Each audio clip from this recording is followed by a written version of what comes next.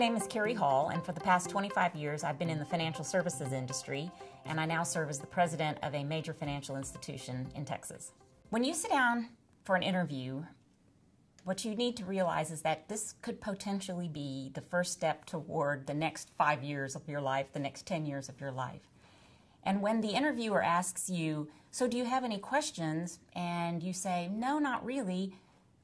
I think they're going to be pretty shocked and pretty disappointed that you wouldn't have invested some time in your own future to have questions prepared for them.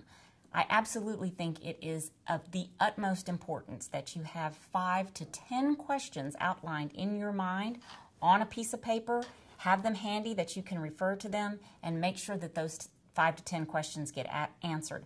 Would I necessarily ask 10 questions? No. Probably 5 to 6 of those questions are going to get answered in the normal process of the interview. But make sure that those questions did get answered, and then take the time to ask the interviewer, because I think they will feel like, wow, this person thinks this job is important enough that they took the time to identify questions that would be important to them. So a few questions that might actually come in handy in an interview would be, how will you define success in this role? And that gives the boss an opportunity to tell you what he's going to really be expecting from you.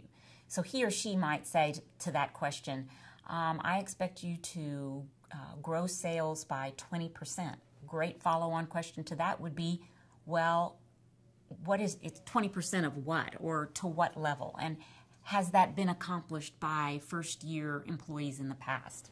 So you see how this just starts a series of questions when you ask one good question. Another question you could ask would be, what do you think will be the most challenging part of this role for me? And that also puts the boss in a position where they have to think about, what have people before you struggled with in this position? Another question might be, how long have you been with the company, and why do you enjoy working here?